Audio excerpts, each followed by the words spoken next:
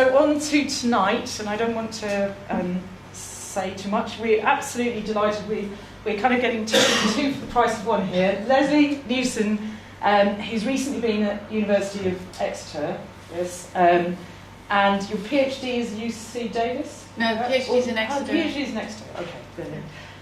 Because Lesley's going to be teaching us, talking about evolutionary theory in relation to culture, politics and culture and so forth.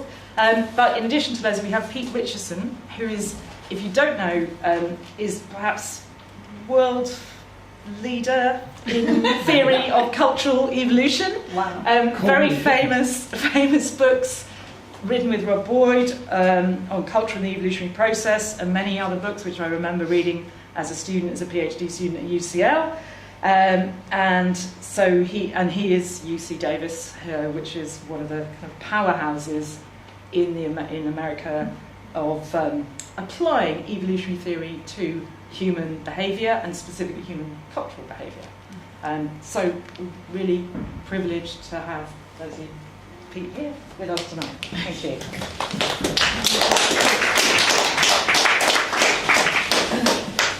Okay, well, I chose this title because I thought how exciting to speak to people who are radical, and I thought, it suddenly came to me that I'm really interested in conservatism and how to fight it, and I thought you might be interested in too. So I turned around a whole bunch of ideas and presenting it in this way.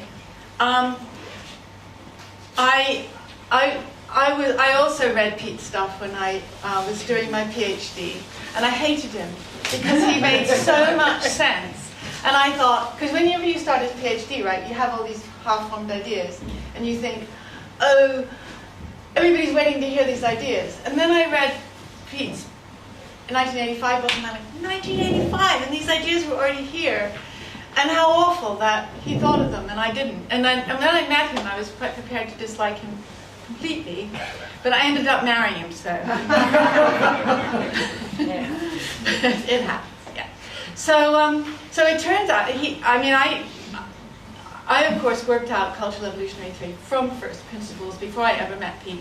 He's just been, refining it ever since, and getting me. So anyway, this is in a way an excuse to talk about cultural evolutionary theory. Darwinian theory is applied to culture, this is the way I want to do it. Not going way back in time to the beginning of culture, but talking about the incredible cultural changes that have been experienced by ourselves and our recent ancestors in the last 300 years or so. It's just been amazing cultural evolution in this time. And during that time, I will argue, we have gone from being conservative people, our ancestors, to what we are now.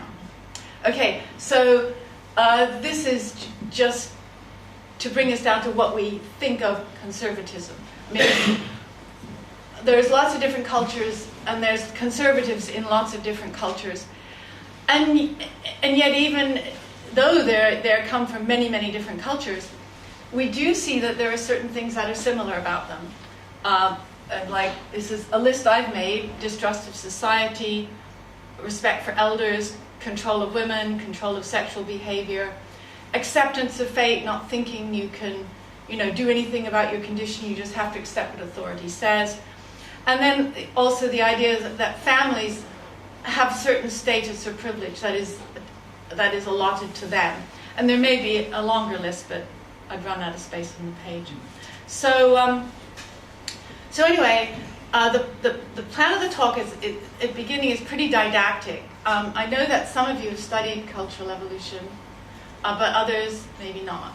And so I'm going to talk about just talking about Darwinian theory and applying it to culture, because I don't want you to think that this is one of those evolutionary things where we're going to say, and it's human nature to do this because it's in our genes because they evolved, because that's completely not what we believe.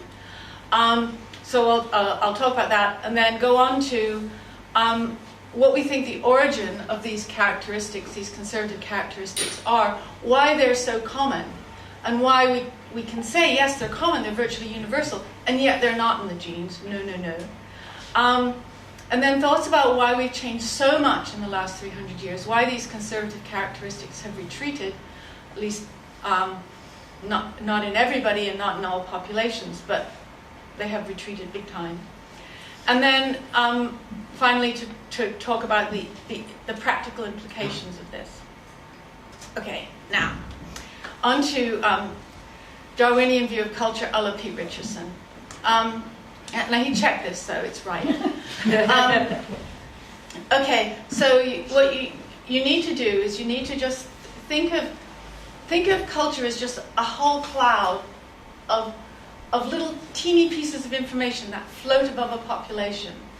And they're actually stored in all our brains, but we share a lot of them. I mean, some of them we don't share, like most of us don't know how to anesthetize someone. But it's still part of our culture because we have access to that. So you just have to imagine this huge cloud of cultural characteristics, which is information, stored in the brains and communicated between us. And it includes all kinds of different things. It's not, I mean, sometimes people say, oh, you mean memes, do you? And I go, well, I don't like that because it's beliefs, it's little scraps of music, it's values, it's what our purpose of life is, and all the things that we share with other members of the population. And then in some cases don't share. I mean, sometimes you'll have, some people will be religious and some people won't be religious, and it's as if there are two alleles, the religious allele and the non-religious allele, that kind of thing. Okay, and yeah, so just what I said, the exact information that people hold varies individual to individual. And then, of course, it changes over time. New things are learned, old things are forgotten. Okay? Does all that seem to make sense? You're not going to argue with it yet? Okay. And so culture is analogous to a gene pool. So we all also, in a population, share a whole bunch of genes. We have the genes for making hair. Some of us have the genes for making their hair fall out when we get to a certain age and things like that. So we share all these genes, okay? And we also share all these bits of cultural information. We inherit our genes from our parents. We inherit our cultural information from other people. We don't make it up. We get it passed to us.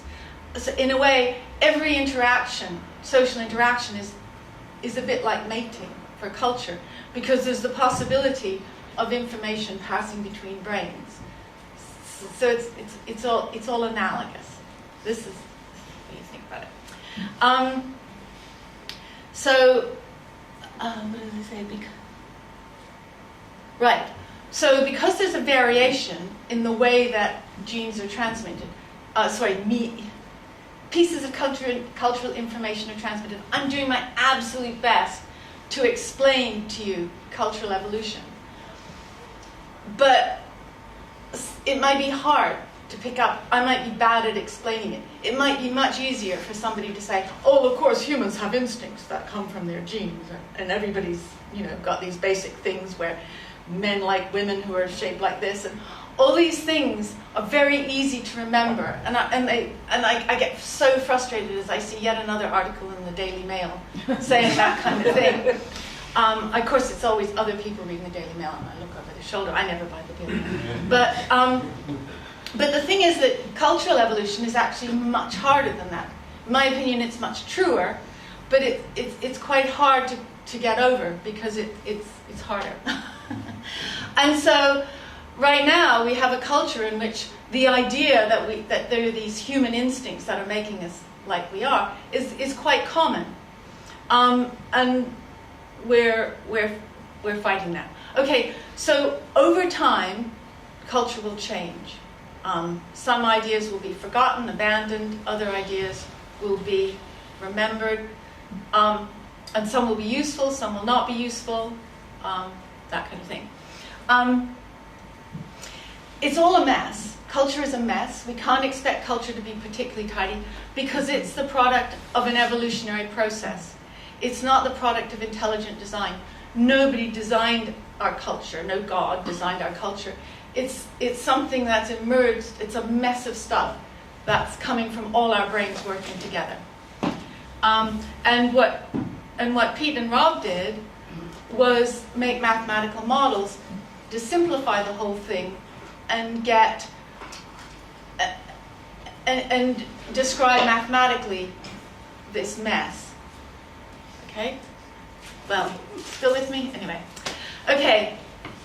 So we explain cultural variation. What is culture for? Why do populations share a culture? Humans are very, very good at sharing culture. We are much better than any other animal at sharing culture. And because of this, groups of humans cooperate in a way that other animals don't. We cooperate in deciding what our goals are, and we cooperate in deciding how to achieve those goals. Okay? So just the function of culture is to do this. But of course, there are cultural differences. Different populations, different groups of people have different problems. Some of them live in the tropics, some of them live in the Arctic. They have different ways of solving their problems. They have different problems. Different groups develop different shared goals, and obviously they have different technology. They have different rules about coordination. I mean, a kinship system is a whole set of coordination rules about who marries who and what responsibilities there are. Now, culture changes over time, and cultures change because the problems change, the opportunity. Hi, David. Culture changes because. Hi, Ruth. Oh my goodness, we are having. We've got space. We've got seats here. Come up in front. Seats up front. There's seats here. Okay. 3-4 seats up here. Okay, guys. People can move forward and let them. Hi. Okay, so there's a whole bunch of human behavioral ecologists coming into the room.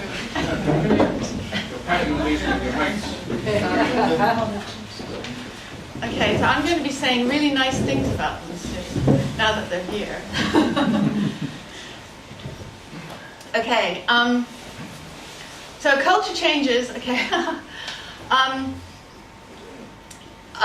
The other thing is that people learn new things. They invent new skills. They invent new technology. That's another reason culture changes.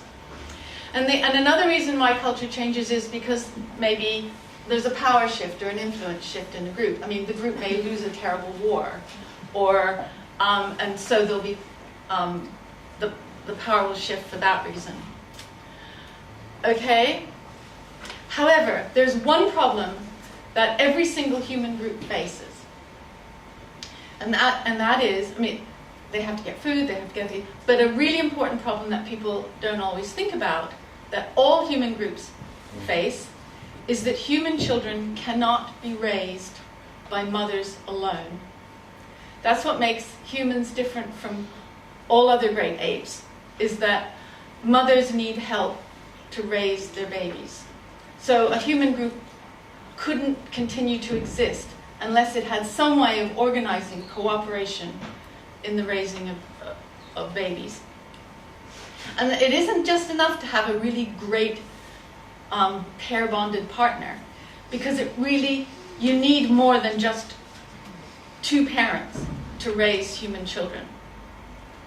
So for groups to continue to thrive, they must have technology, skills, coordination rules that allow them to organize cooperation in the raising of children. In other words, they have to have families. Okay, this is the word we, in our culture, use for it, families. And all cultures have families. And I'm arguing that it's the existence of family in this huge set of rules that keeps families coordinated and working together. These are the origins of those conservative characteristics that I talked about earlier. So until very recently, the family was the main social institution. It was the family that organized people's work, and it organized welfare of the family members. Now, the members of the family were often related, but not always. I mean, the family isn't just a biological thing. It's a group of people who work together to maintain themselves and to bring in the next generation, to make sure that the group continues to survive. Now, I say until very recently, and it was very recently. For example,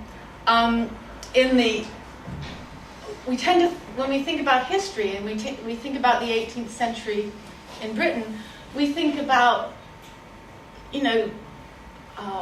what the kings were doing and what the courtiers were doing and that kind of thing. But most of the people were just living in the country, getting food and raising their children, if they, when they could. 80% of the English population at the beginning of the 18th century lived in tiny villages and hamlets. People were really dispersed. There were few towns that had more than 10,000 people, apart from London. When historians looking at the letters and diaries of people back then, and these are elites, of course, they're the people who wrote diaries, those people who wrote letters, even they saw organization at the level of the family. The church members obviously were part of a religious institution, but people still saw the main social institution as happening at the level of the family. Families were really important. Okay, now this is the nice bit about human behavioral ecologists. Amazing human behavioral ecologists have studied many, many pre-modern groups, and they've studied historical populations, they've studied contemporary populations, and they found that people have a wide variety of reproductive customs, but they're all consistent with the idea that these groups consist of families that are competing to the most surviving descendants. Would that be fair? Would you agree? People behave as if they're groups of families and they're competing. The groups are competing. Not the individuals, but the groups are competing to produce the most surviving descendants. So following the cultural norms encourages individuals to work with their families to promote the persistence and success of the family. Okay. Now, this is how we get family values. In a population made up of competing families, there's a whole bunch of cultural characteristics that make complete sense, that are related to supporting the family.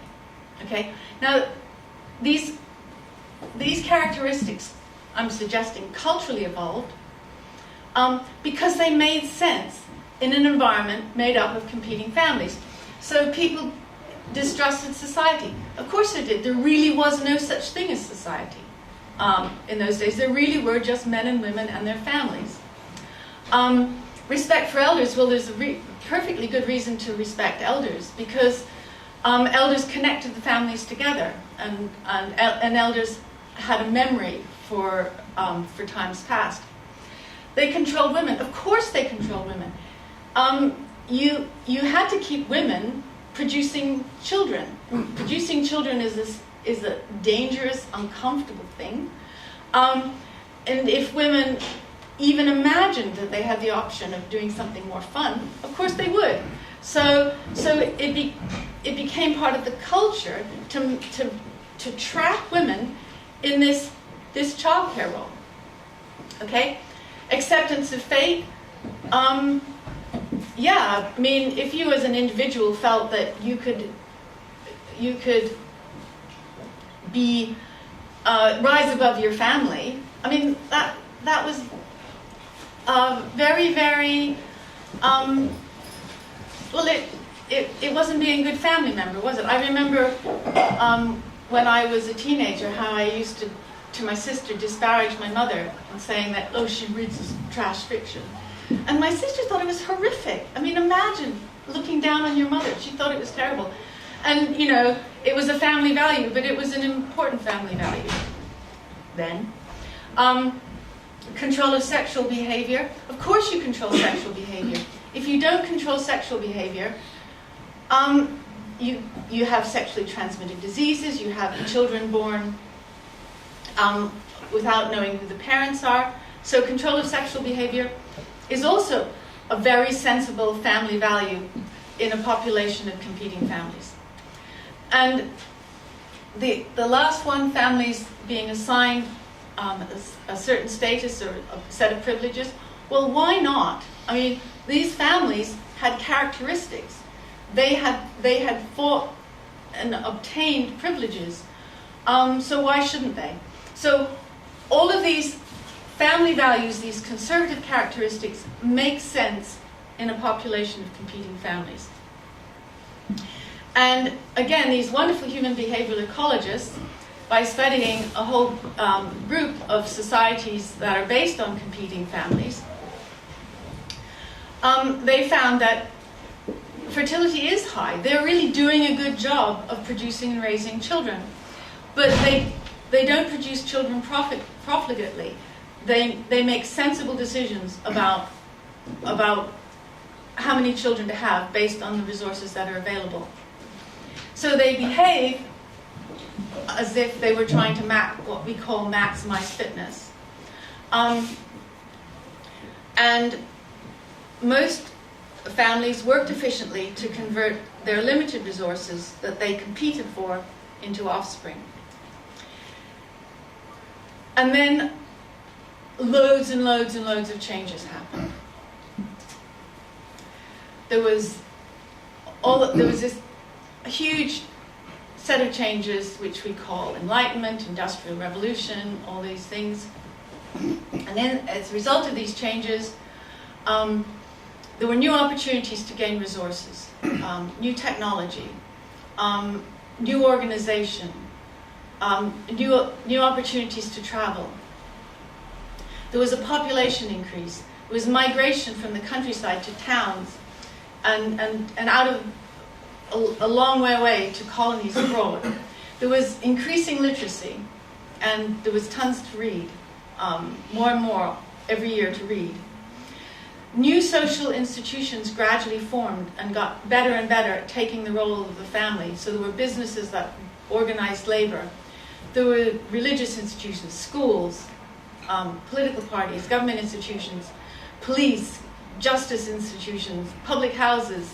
There were so many new institutions that competed with the family for people's hearts and minds and memberships. So in this new modern social environment, the role of the family is much reduced. Okay, now in this new social environment, you would expect people to adapt. You would expect culture to evolve so that people could, instead of thinking all the time about their family and following the family role, the rules that were pertinent to that environment, you'd expect them to adapt. And that's true. But the thing is that evolution doesn't work that way. And so, to demonstrate this, I'm going to talk about a fish. So this fish is called the Mexican tetra. And you'll see that those two at the top, they're different from the guy down here. And that's because the guy down below has descended from a group of Mexican tetra that was swept into lightless caves many generations ago. Now, in these lightless caves, there was obviously no light. There was also very little food. And so the guy on the bottom is the result of a genetic adaptation to living in caves. The thing is, however, that for the first many generations of living in that cave, those fish had eyes. Those fish were the same as the fish that lived on the surface. Because evolution isn't that fast. And it isn't that fast because of the inheritance. Because the first fish that were swept into that cave, they had offspring, and they gave them their genes. They had no choice. They gave them what they had, and baby fish were born that had eyes. They were fish that weren't adapted to the lightless environment. It took them many, many, many generations until they had a change in their genetic makeup. So they lost the silvery protective coat covering, they lost the eyes, and they became those genetically different, genetically adapted fish. Now think about this young man in the 18th century, or maybe 19th century, who's being sent off to the city by his mother. So right now he lives with his family, his extended family, in a community. The family is the main social institution in this small town, this small community. And he has only inherited culturally from her and the other members of his family the kind of family values that are adapted to that small community. But there he is, he's going off into the city to this new social environment.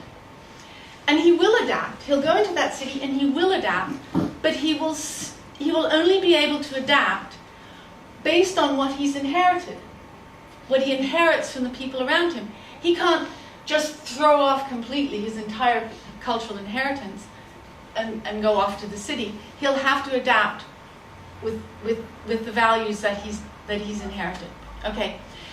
And if he's successful, which, possibly he will be, he'll pass on those characteristics to his own children. They'll be different, but they'll still contain the family values. You can't get rid of the family values like that in one generation, because cultural change inevitably takes time. Cultural change is evolutionary. It's not instant. And so this, I'm arguing, is the reason that we have all these family values, these conservative values, hanging on long after they're no longer useful, because we're no longer in an environment of competing families. Okay, so the cultural change of modernization creates new patterns of social interactions, and this changes the kinds of social information that's transmitted. People are exposed to vast numbers of different sources of information. Teachers, employers, religious leaders, they learn to read, they read novels, they read journalists, they get exposed to hideous advertisements trying to tell them to buy things they don't need. And so they can inherit all these cultural patterns from all kinds of different people. So cultural change is inevitable. Now, one of the earliest and most easily detected changes is a drop in fertility. So by a drop in fertility, I don't mean that they stop making eggs and sperms.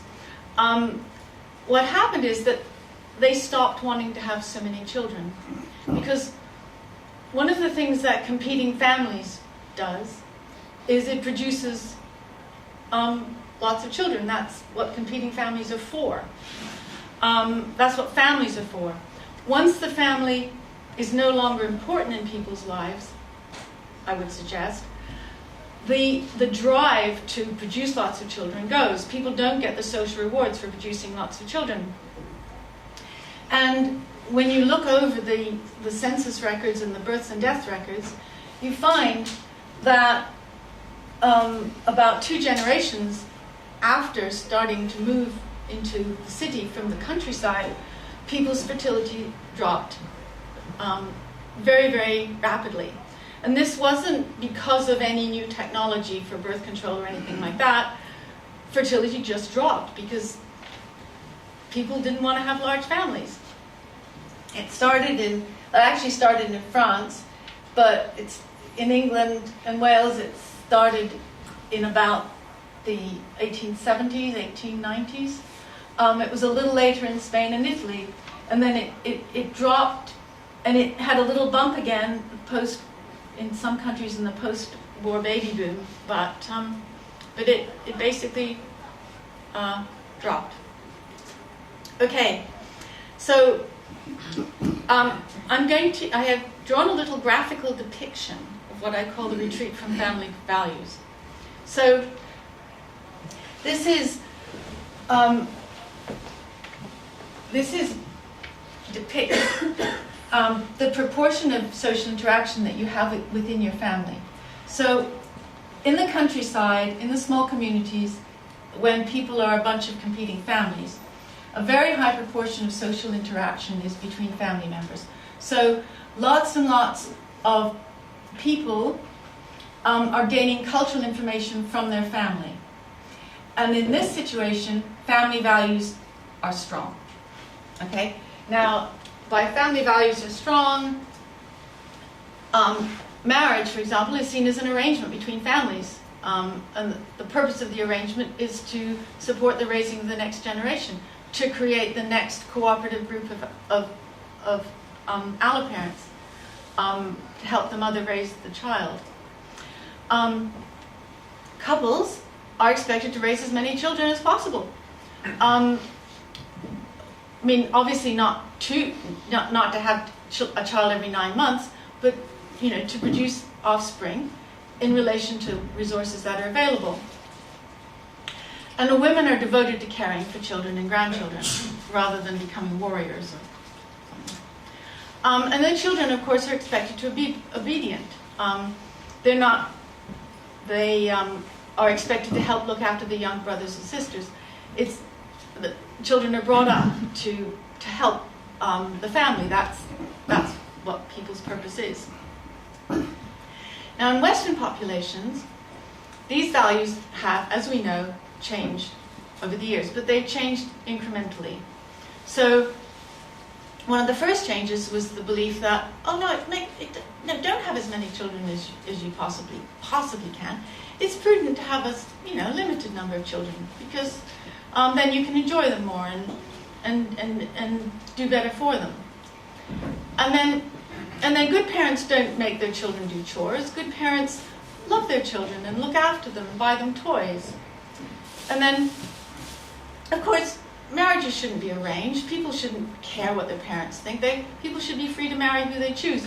It's all about love. It's not about children. Oh, and, if the love goes, well, then the parents should go. Divorce is okay. So it breaks up the children's home, but, I mean, it's important that the parents have a good time in bed. It's not important that the children get looked after. But on the other hand, childhood to be a time of fun and freedom. I mean, you shouldn't make children empty the dishwasher or anything like that. They should just play with their toys and go to school. And, in marriage, well, it's not about having children anymore and looking after children. So, I mean, same-sex marriage, fine. What on earth could be wrong with it? Okay, so this is how incrementally Western populations have changed their ideas about norms related to family. We have become less conservative, more liberal. So, if we're right, how would we apply this idea and how would this affect our view of looking at cultural differences between the different populations of the world? Well, we as a Western culture have some pretty strong ideas about why there are cultural differences. And a lot of them have to do with wealth. And that's, we argue, because during this time when this cultural evolutionary process was happening, there was also a really rapid increase in wealth. Per capita GDP increased. Now, per capita GDP is a really easy thing to measure. And once you have measurements, then you have correlation. Let us stop. I'm going to say, if you go downstairs to the other bar, the landlord will let you bring up some chairs. Each chair is not from. There's 2 or 3 There's chairs a in the couple front of chairs here. down here as well. We got 3 here. It's not fair to let you stand up. Yeah. So just ask Sheila within the bar. She'll say yes, bring up some chairs. Who wants to fight their way through? And listen, if anyone wants to break through the lines, then try and Pick each it other. up, make a little 3. space. 2 chairs up. 3. 3 actually. 3 chairs in front. Right. Now there's 1 chair in the middle. Still 3. Some people like to be healthy and keep standing. So. In run in place. Should I start again? Go back to the GDP. Okay, so Sorry. when it just so happens that when what we consider a cultural evolutionary process was taking place, there was this vast rise in wealth that happened for reasons related to, but not entirely related to the cultural evolutionary process. And having a really convenient measure like GDP per capita made it possible for people like Ronald Inglehart and many, many other people to do correlations. So he does this thing called the World Value Survey, where he asks a lot of people questions about their values, their family values, that kind of thing. And notices that people in rich countries have different values than people who live in poor countries. And he's suggesting that it's the wealth and increasing security that causes people's value to change. So he's suggesting that the correlation implies causation, and based on a completely discredited theory called Maslow's hierarchy of needs, suggests that when people feel insecure, they're more likely to be controlling, intolerant, and dependent on their family. Okay, so he sees the changes that I was depicting in this in my little graphic thing. He sees those changes as being caused by people getting wealthier. And the suggestion is, as we become healthier, wealthier, and safer, consumers is associated with being more kind and tolerant and freedom-loving. Okay. Nah. Not going to work. Now, for many Westerners, this seems perfectly reasonable and, attractive. It's an explanation for why it happens, and it makes us Westerners look really good, and our whole way of life look really good, because because all our comforts and our desire to spend a lot of time on Amazon rather than other things. But the thing is, the evidence for this view is completely correlational. But it makes sense, right? Because we're Western, we're good. Now, it's hard to fight this because it's numbers, right? It's hard to fight this because they at least have correlations. And all I've got is this funny little diagram. So what I thought was, if there was a way I could get a number to fight their number, if I could get correlations to fight their correlations, maybe I could suggest that the cultural evolutionary process is at least as important as the GDP per capita increase. And so what I thought as a way of generating numbers is to look at this timing of the belief that it's the beginning, the onset of the belief that it's prudent to limit the number of children you have. Because that's something that's really easy to detect in a population. And then you can just work out, with a matter of subtraction, how long it's been that societies have been going through this evolutionary process, or different populations have been going through the evolutionary process. So it turns out that just about every human population in the world has now undergone this fertility decline. And my goodness, they've done it much faster, by and large, than our ancestors did. So, and just these simple figures, which are available from the UN, UNESCO, they just show that so many ideas about why people make the decisions they do regarding having children are just wrong. Like, for example, everybody thinks that China has low fertility because of the one-child policy.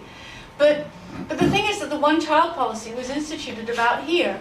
China's fertility just dropped precipitously before the one-child policy. In fact, it leveled off a bit with the one-child policy. People think that it's religion and those Islam people, it's those mullahs that make people have lots of children. But in fact, Iran, the fertility plummeted it began to plummet just a little bit after the Iranian Revolution. Countries like India, it's happening more slowly. I think just because India is such a big country, not all of the populations go, leave the villages at once because India is such a huge country. Mexico is also quite a big, complex country, but even so, that's just extraordinary.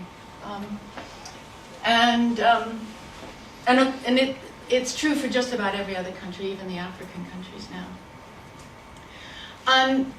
And so I think that the year that fertility began to decline in the country is a really useful piece of data about different countries. So you can spread them along.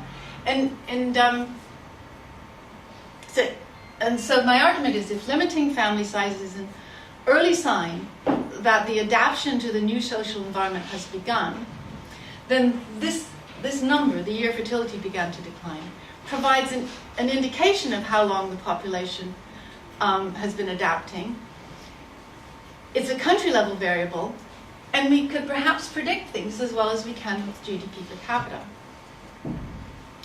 And we could predict, I would predict that the longer the population of a country has been adapting, the further their retreat from family values will be.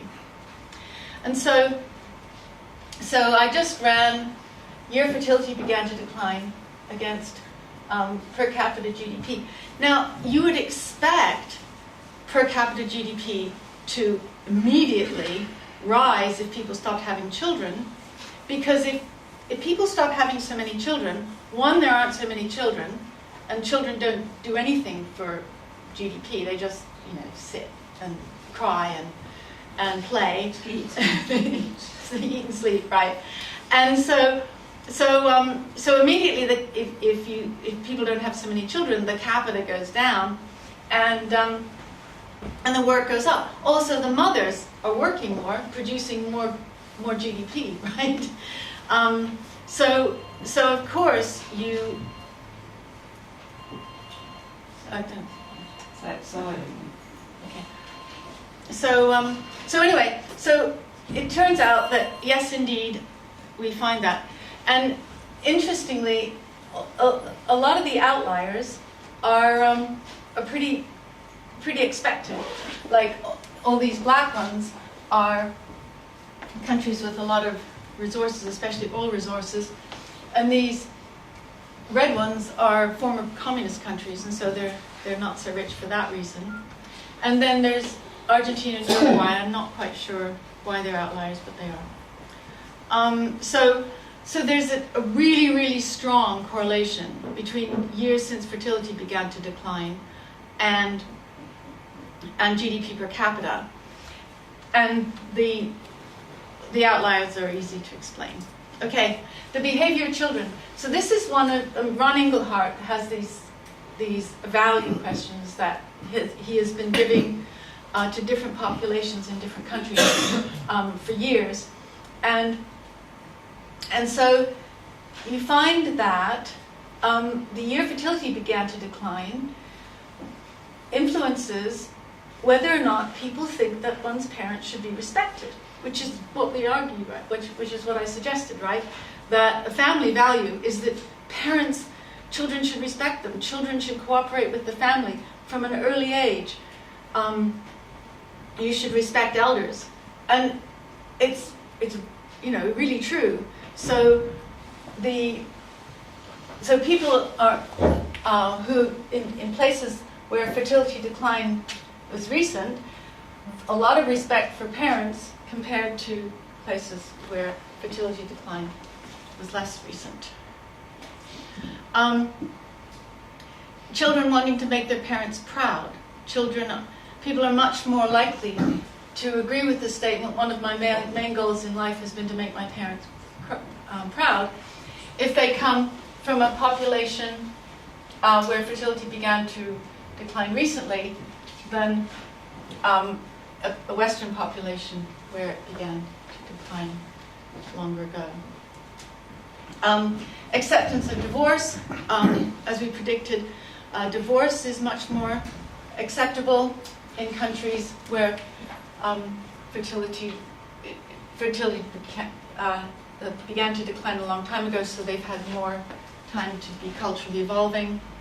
This isn't from the World Values Survey. This is just this thing about openness to casual sex. So females in countries where gone through these are university females, undergraduates probably, where fertility began to decline recently. Females are not very keen on casual sex, but they get a lot more keen in more Western countries. And this is to do with the gender empowerment and acceptance of same-sex relationships. So that's it, really. I'm just going to summarize now. So fighting conservatism.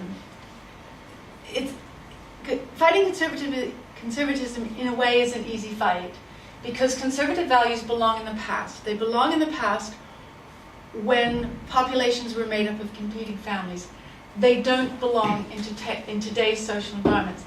They aren't adapted to promoting the non-family social institutions like a good business environment, good schools, available to everyone, a general fairness. They aren't adapted to that. And one will hope that we culturally evolve to be better and better at dealing with this new social environment. But it'll take time because it's an evolutionary process. The conservative values, or weaker versions of them, do persist, however, because they continue to be inherited. But this doesn't mean that we have some kind of set of genes that make our brain want to be selfish or want to be conservative. It's not because that's the way people are made, I don't think.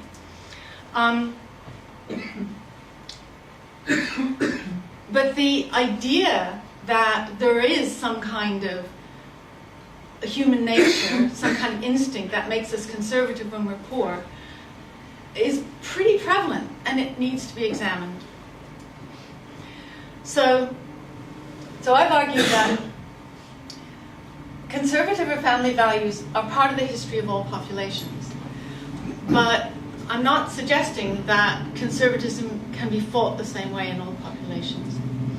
Because in a wealthy, economically developed country like the United States or the UK, it could well be that people are holding on conservative values just because it works for them, because they want to send their kids to Eton. They want to be able to pay to give their kids a leg up. That's one problem. But in non-Western populations, many of them, the family is very strong in a way that we in the West perhaps can't even imagine what it feels like. And of course, non-family institutions are very weak. And family values are an important part of their culture. They don't feel safe without their families. And they're likely to hold on to them very strongly.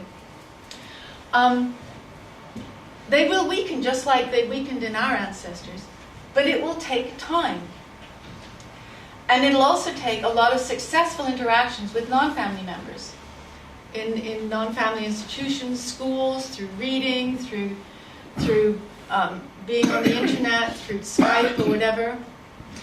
And it's a terrible, terrible, terrible thing if the West continues to insult and criticize the values of people in third world countries just because they aren't liberal or they aren't like theirs, because they disagree, because they're religious.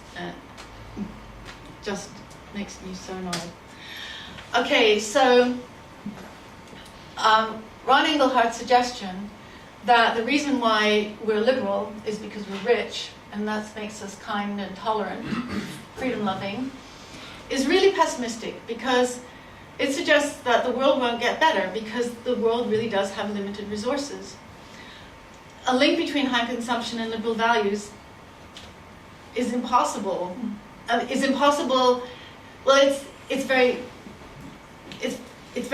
pessimistic. We can't just make everybody richer. If that's the only way to make everybody peaceful, it's a shame. And also, it's inconsistent with common experience. So we see that there's Saudi Arabia is full of rich people, and they're not the tiniest bit liberal.